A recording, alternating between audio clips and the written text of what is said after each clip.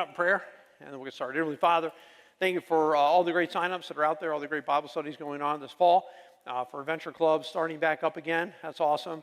And Lord, for all the great people who are here. And I know that we come in, I think of some of the loss. I think of the Forsaw family. Had a huge loss this last week, and a funeral yesterday for a young man. And we're just praying for them. Erica Gooden in church here this morning. Her husband just passed away, lifting her up.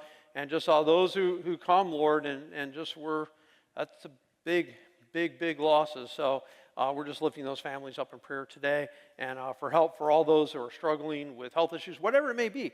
And I just ask God that you speak to our hearts, give us strength today. We ask in Jesus' name, amen.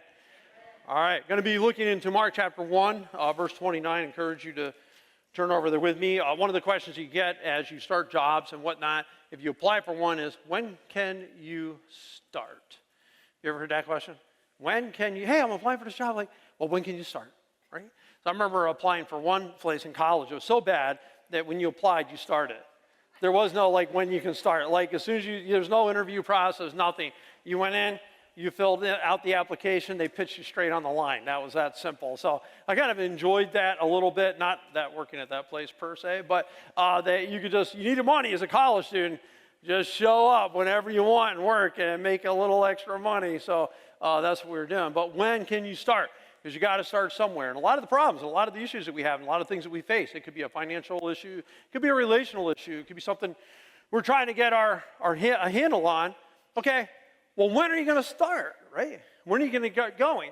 Now, this woman here that we're looking at today who was healed, was the mother-in-law of Peter, and I'll read those verses in a second. She is healed. She goes right on to start serving her family. And so I called this sermon today, Healed to Serve, because we are, right? I mean, we're healed spiritually so we can what? Make a difference, make an impact in the lives of other people. So we'll be talking about that kind of stuff today and many other things as well. But in Mark 1:29, it says, as soon as they left the synagogue, they went with James and John to the house of Simon and Andrew. Simon's mother-in-law was in bed with a fever, and they immediately told Jesus about her. So he went to her, took her hand, helped her up. The fever left her, and she began to wait on them. That evening after sunset, the people brought to Jesus all the sick and demon-possessed. The whole town gathered at the door, and Jesus healed many who had various diseases, and he also drove out many demons, but he would not allow the demons to speak because they knew who he was. Now, last week we looked at how Jesus Christ, he's teaching in the synagogue.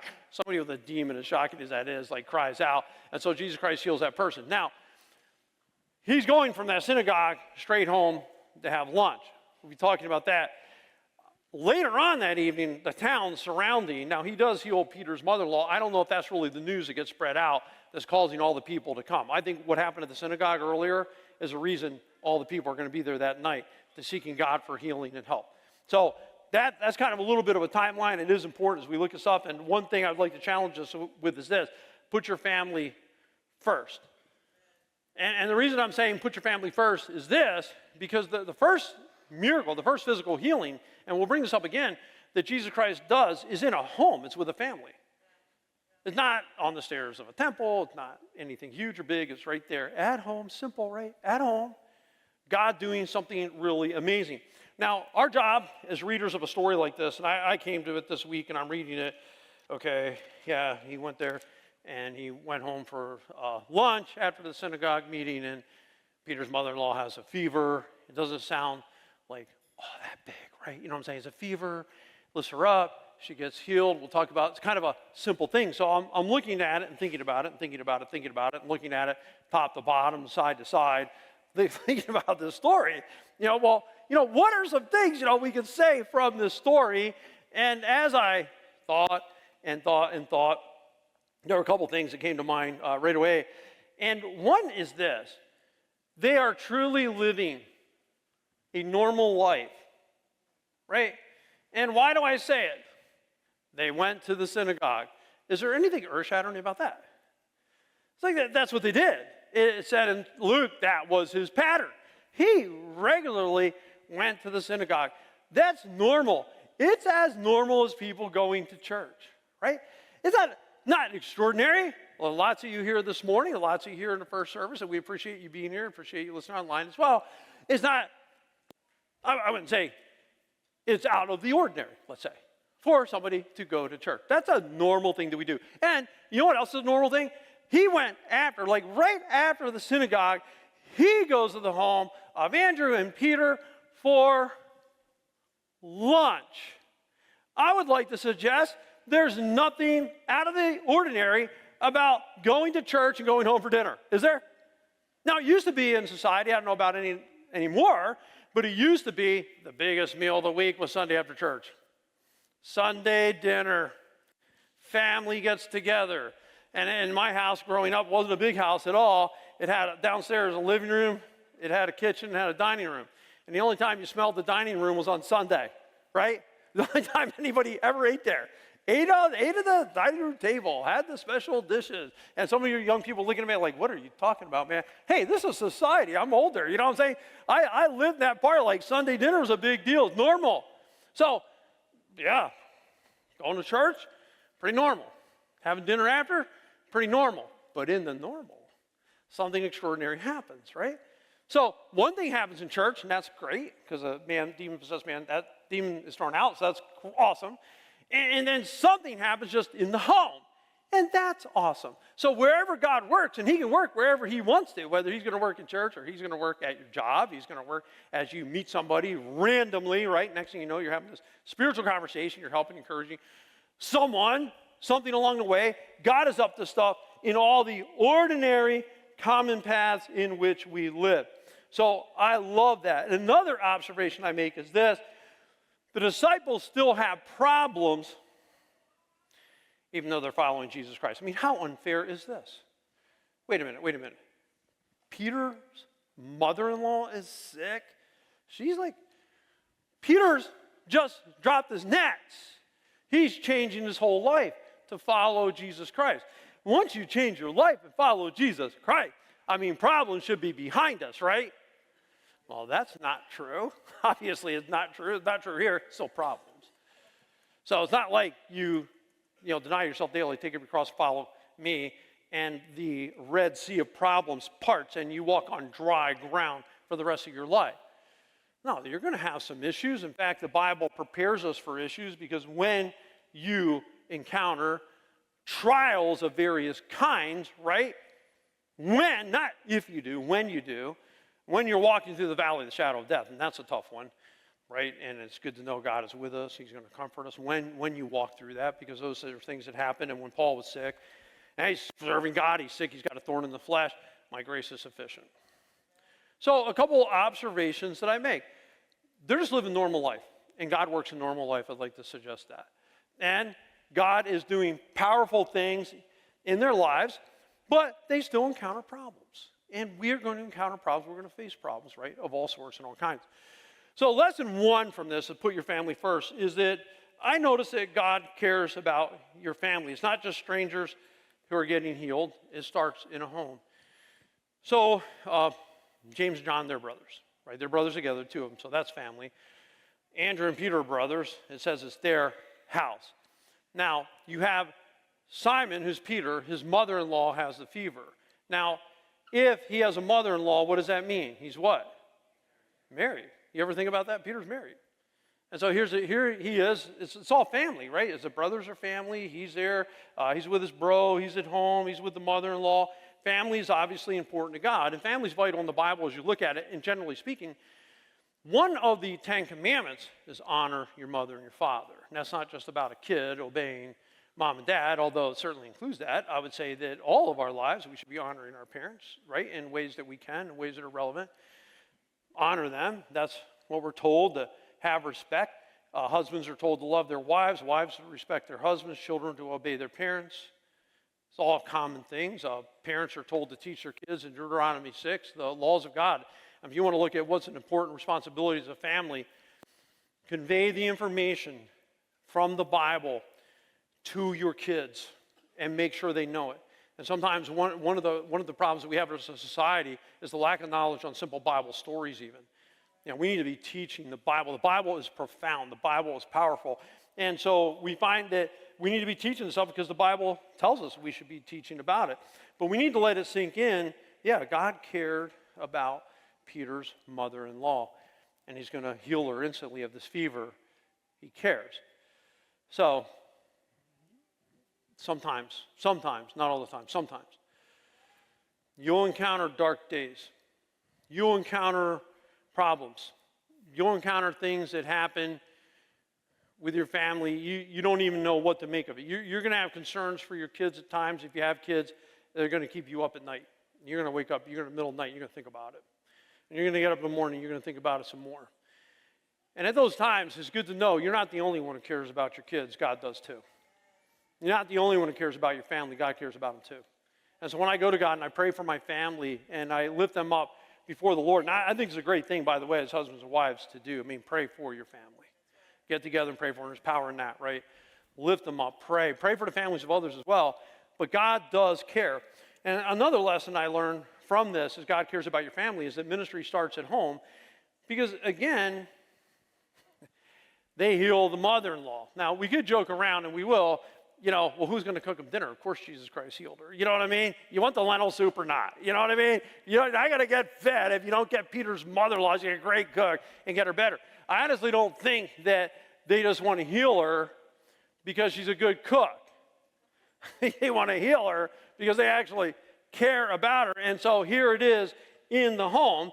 And mutual concern should be a hallmark of your family. Your family should be a place of, let's say, consideration, of unconditional love, helping each other. Sometimes, like, they made fun of me for talking about traffic circles last week. I'll throw it out there again anyway. But in the traffic circles, you got to yield, right? And you got to be paying attention, yield. And as families, we yield to each other, and we pay attention, and we're considerate. Everyone, it's two-way. It's not just a one-way street. We need to be considerate and mutual concern because it's at home. But it's interesting to me that one of the very first physical healings that Jesus Christ does is in a home. First, can easily be tagged to priority is your house. Is there any mistake that the first physical healing in the book of Mark and another gospel as well, first one out the gate, he pitches that demon out, we'll say that's spiritual healing, physical healing, first one is in somebody's home, and it's a mother-in-law, because family's important. Can we not extract that point? I would say we can. And one of the things that we don't want to lose sight of as we go out there and face the world and do all these things is we don't want to lose sight of our family along the way. Now, for guys especially, one of the things that's important to us is significance. Because of that, we wait a lot in what the broader world says, success, could be business, climbing the ladder, whatever it is. And that's all like super important to us, so we focus a lot of time on that. But what happens at times at home? And sometimes could we, I'm not saying do, but I'm saying, is it possible maybe to take home for granted? And maybe think they're always going to be there. Always going to be there. Your spouse is always going to be there. It doesn't really matter how you treat them. It doesn't matter how busy you are. It doesn't matter if you're paying attention or not. I would like to suggest that is not a good way to live. Someday, guys, we will come to the end of the road at some point. Who's going to be there? The people that we slaved for and worked for and tried to help and ran a business, are they the ones going to be there? Or is your family going to be there? Just asking a logical question. As a guy who's done a lot of funerals in my life and been to others that I wasn't doing, I've been there plenty of times, it is not hard at all for me to see who's there and his family. And I think about what that guy who may be laying here in a casket, what that guy did at work. How much effort he put in, how much work. And by the way, we should go to work and work hard. I'm all for it. But my goodness, I'm looking around. I'm like, well, did all those people that he was a boss of, is all these people that he worked with, did they show up? Are they there? And yet, sometimes that's what the priority. It's all about what they said. Well, what did they say? And then your wife says something, you're like, that's just my wife. She praised you, she complimented you, almost like it doesn't even count because you're worried about what everyone else says. How about we come back to start at the basic foundation of what ministry looks like and what service of God looks like and realize it starts at home. Man, if I don't have it right there, this is going to be ultimately a disaster. Because you lose your family someday, I'm going to tell you what, you're not going to give, I don't care how many plaques are on your wall. I don't care how much money is in the bank because you'd give every bit of it away to be back with your family. Never lose sight of this. So my grandfather, I was a kid, he died when I was young, and he was a steel worker. And a lot of times he'd work 2 shifts. So he'd work 16 hours in a day, he'd only be home for 8 hours. We would spend about 3 weeks a summer there at my grandparents' place. And one day, they set up croquet. In the old days, people play stuff like that, right? You know, set up croquet and hit the ball through the hoops and all that kind of stuff. And we begged him, myself and my twin brother, we begged him to stay. Just please stay. I got to go to work. No. Just like my grandson Zeke. No work. You know what I'm saying? I hear some of the same things from him. We were begging him, just stay. Well, he went to work late that day. And he played a game of croquet, which isn't a simple game. It's not a 2-minute game, right? So he plays the whole game with us, goes through the whole process, goes to work. Perhaps he forgot about that as he went through life. Guess who never forgot about it? Me, the grandkid. I never forgot that. I look at him as like a model of being a grandparent when I think about my and the thing was for him, he didn't live a lot longer after that. Like his time was short on this planet. Now, he knew way more about his disease and sickness than I knew about it. So I was kind of unaware the last 5 years of his life that he was on a downward trajectory. I didn't know. He knew. He knew it. And he knew, man, spending time with these kids is more important than anything else. Now, I'm not saying, this is usually not either or, okay? I'm just saying, put your family first. Make sure your family is important to you. Make sure you're treating them like they're important. Make sure you're spending time with them. I would support their games and all that kind of stuff and invest in them every chance I got. If everyone out there loves you except your family, that's a problem. You know what I'm saying? Like, if everyone out there is like, yes, they're so great, they're awesome, and then the kids are like, nah, not the person I know. You know what I'm saying? Not really the experience I'm having at home. That's a problem. We got to revert. Not saying reverse it, but we've got to, honestly, your biggest fans ought to be your family, not anyone else. So let's live for that because family should be first. And here's another thing that I see, a major point, is tell Jesus about it. They immediately told him about it. So here's what I'm going to learn from that, right? They immediately tell Jesus the mother-in-law is sick. You have a problem. We can have problems of all kinds. You can have health problems. You can have financial problems. You can have, things come up in any day. Here's my suggestion. Don't freak out about it. Sometimes we want to. Just freak out about something, and we're so upset about it. Okay, listen, hold on. Go talk to Jesus about it. Just see what Jesus has to say about it. Let him know.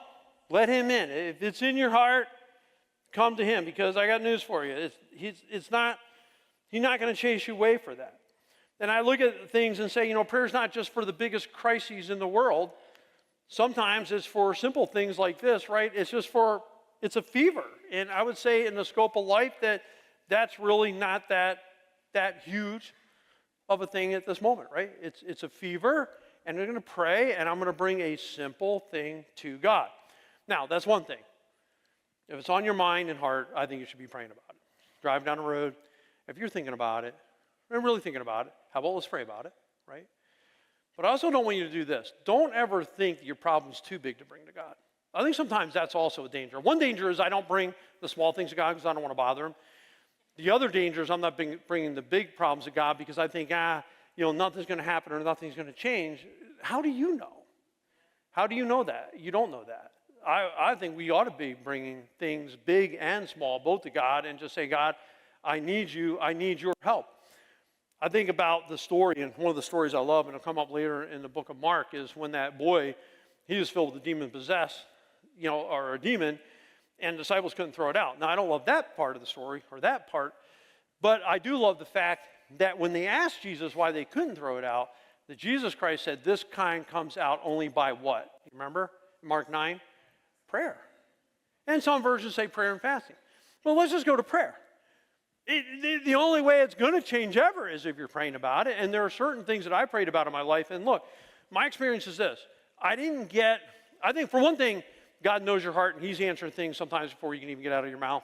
That's one thing. There are other things that are really stubborn in your life, and you're trying to pray through it. Like let's say if you have an anger issue and you're trying to pray to be patient, right?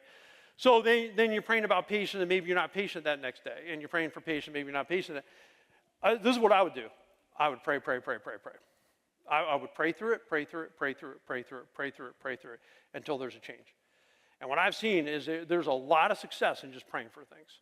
Simple, come to God. I'm going to come to God every day about this, and I'm going to pray about it, and you will see God's ability to extraordinarily change your life. Tell it to Jesus. And here's another thing that I see. We're healed to serve. And sometimes, again, simple changes are, is it okay to say this? Simple changes are huge.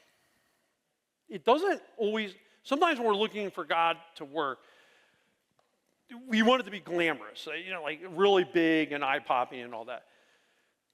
Whereas, a lot of times God is working, man, there's simple things. And there's a beauty to it, right? There's a beauty to simplicity. There's a beauty to God just working in home and working to change a fever. And I would like to suggest that this miracle is not as grand as some of the other miracles Jesus Christ did. Why would I say that? I'll say it for this reason. Who here has had a fever before? Almost 100%. Who here has had leprosy before? You know what I'm saying? There's a big difference. Jesus Christ healed a leper, which no one's even had leprosy, or a person born blind, which most of us here right now are not, right? Most people have never even experienced some of the stuff that we've all experienced, fevers. And so I look at that and say, well, this is still a beautiful thing, right? I mean, it's a simple thing. I remember my wife got a fever. It was in 2020. And one thing you didn't want to have in 2020 was a fever. And if you did, you were a pariah, and so was everyone around you. And it turned out it wasn't even COVID, but she had it for 19 days. We have no idea why she had a fever for 19 days, but I know this, after a while, just go do that by yourself, go do this by yourself. I'm kayaking. I went like 5 times. I got some friends, and I went and stuff like that. And day 19, I'm like, just go with me. I have a fever. I'm like, you've had a fever 19 days. You know what I'm saying? By the way, worst day kayaking I ever had. I'm not saying it wasn't fun. It was fun. It was.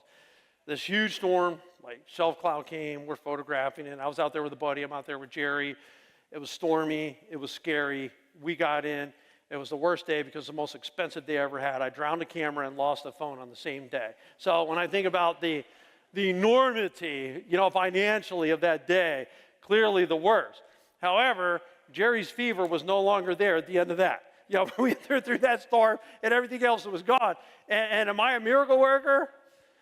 Not at all. You know what I'm saying? I don't think I'm a miracle worker, not even in the least. I was glad it was gone, though. Simple thing. I was real happy about that. And there's a lot of things in Christianity where it's just simple stuff. God working and maybe something trivial by comparison. I'm wowed by it. Listen, let me just start and say this. I'm wowed constantly by God. How about you? Seriously. And a lot of it, it's just little things. It's just being alive. It's having a grandkid. It's an answer to prayer. It's strength on the journey. It's just constantly, I'm amazed. I'm amazed at how God knows where we're at. I'm amazed at how God orchestrates things. It's so beyond me, that I can't even explain it all. Go out on Friday night, look up at the stars of the sky, and let me tell you something. It's deep. I mean, so you can see the whole Milky Way. This is one of the galaxies, right? One in the whole universe, just one of them. I'm amazed by that. I'm like, my goodness, we're so small in the scope of things, and then we're small on the small thing in the whole universe, and God still cares about us, and we know he does. He sent his son, Jesus, died on the cross. Like, that to me is like all wow stuff. But yet, I hear in Christianity, here's something I've heard many, many times. We want more, we want more, we want more. Now listen, there's nothing wrong with wanting God to do great things. I want God to do great things as well. But to always be asking God, I need more, I need you to wow me, I need you to show off right now, so on and so forth. Okay, spoiled Christian. Has he not done enough? This is like the Pharisees. Here's what the Pharisees say to Jesus. You give us a sign and then we'll believe. You do something more for me, and then I'll really believe it. As if he hadn't done enough? Are you serious? Like this to me is not the voice of faith. To always be saying more, more, more, more. Children of Israel got in huge trouble for not appreciating manna that God brought down. It's so simple, right? Bread every day. He gave it every day. Wine, wine, wine. The Pharisees, again, begging for a sign. Thomas saying, show me, right? Impress me, God. Show up. Show me your hand. Okay, what did Jesus Christ say? Hey, blessed are those who believe and they haven't even seen. How about that? I look at God and say, He does stuff all the time. If I hear somebody come out, okay, and they walk out of service. I just heard it this past week. Walk out of a service and they say, my life is changing. That impresses me. And it's not in big lights, just like this miracle is not in big lights. This is not on the temple stairs. It's not. It's not out there with a huge audience. It's not. It's just this quiet thing. They go out and they say, my life has changed. I've talked to people, and they said they drove by church on a Sunday morning. They said, I don't even know why I'm here. I couldn't not be here. Like, I had to be here. I just had to come in. That impresses me. Years ago, we were praying for a guy in the old white church. It was so long ago, I put the request on an overhead projector. And there's some families we hadn't seen in a while, so we put their names. We wrote their names out there and said, hey, guys, how about we just pray for these families? Just simple, you know. No, there's nothing loud. There's nothing noisy about it. It's just people praying. And so we prayed for this one family. And the man was in church the next Sunday, and he said, hey, I got to talk to you after church. I said, okay. So he said, hey, I've been struggling, and no one even knew about it. I've been struggling with addiction to painkillers.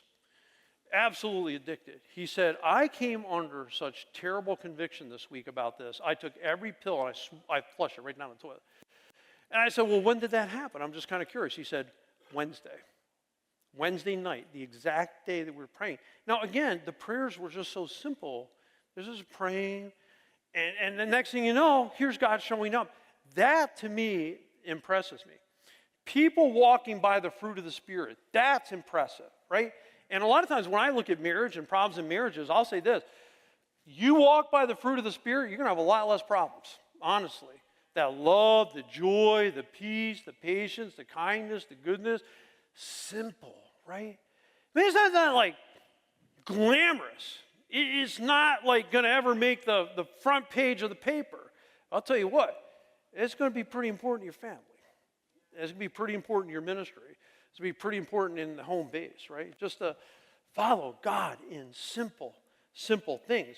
So as I look at the world and I look at what God is doing, I'll take the quiet hush of change, like true change, over hype any day of the week. You want hype? Go to the Worldwide Wrestling Federation. They got tons of hype. They got hype all over the place. I'd rather, are people changing? That's my question. How do you know if God's working? Are people changing? Are lives changing? That's always the issue. We could have 50 million people in here on a Sunday. If no one's life's changing, what's the point? Right? So I'm looking for God to really open our eyes to things and show us. And do I think we need a revival at times? Yes. Do I think we need to be praying more times? Yes. Getting the word more times? Yes. I think all of that is super, super important. But to me, this quiet, humble work of God is amazing. And where have you seen it lately? Like, where have you seen God moving? In your own heart? In somebody else? Like, what's the evidence? Where's the evidence for you? You look at it and you say, wow, God, thanks for that. Thanks for helping me yesterday. Thanks for your leading yesterday. Man, there's so many things God is doing. I love him for it. And we're healed to serve, right? So it's just simple service. And again, look at this. She makes food for them. Simple, but important. Ministry is not always being on a stage. It's not always just teaching the Bible. It's not always just preaching. It's not always just being up here singing, right? A lot of ministry is what? It's just helping out. You could sweep a floor for someone. That's ministry. We're collecting things for Operation Christmas Child. That's going to be profound to those kids who receive this come December, right? It's awesome. It's such a simple thing. You could, people who serve at we do bereavement dinners. And they sit there and they hand out potatoes and they hand out green beans. I'm saying it's important. Honestly, it's important. Never think, hey, if I don't have something glamorous, so it's like this big, huge thing that I'm not serving. I'm not making a difference. Peter's mother-in-law is making a difference. You know what? Jesus Christ is going to be well fed before he heals all that people that night. So I would say, no, that's important too. So however it is, never lock in to like these are the only ways to minister. God has all kinds of ways for us to make a difference, all kinds of ways for us to impact people and impact the world around us. And some of it is going to happen here in church. And some of it, guess what, is going to happen just in a normal, everyday life. You could be standing on the sidelines watching your kid play a sport. Next thing you know, you're praying over somebody or with somebody. It could be that. So be watchful. And I can't list out every way, but I do know this. We need to serve. Now, my grandson, I want to talk about consumer and producers for a moment. My grandson is 2+. He is 100% a consumer. He is not a producer. He's not. I don't expect him to be, right? He's 2. He's going to get his diaper changed. We're working on that. He's going to get his diaper changed. He's going to be fed. He's going to be catered to. He's going to get a lot of attention. He's 2. If he's 22 and we're doing the same thing, right, there's a problem. You're not moving, and this is an issue in this country, I'd like to suggest, is not moving from consumer to producer. Maturity is producing. Maturity is I'm not just consuming, I'm also taking care of myself. And as a child, dressing themselves, picking up their own bedroom, making their own bed, and eventually doing their own laundry, on and on and on it goes, right? I mean, that's part of growing up and entering the adult world. Spiritually speaking, we don't want to just come to church and listen, there's nothing wrong. I mean, consume a sermon, absolutely. Consume a small group, absolutely. Consume the worship, absolutely. We're consumers in that way. But also, what about being a producer? Because isn't that part of spiritual maturity? Healed to serve. She was healed to serve. I am healed by God to serve. And so I want to make sure I'm doing that. Now, one of the things we have signups for today, which I'll plug, is Adventure Club North and South.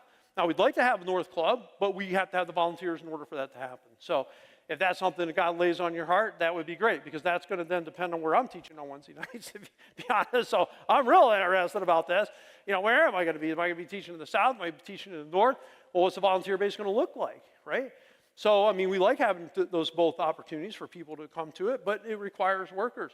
So get out there, guys, gals.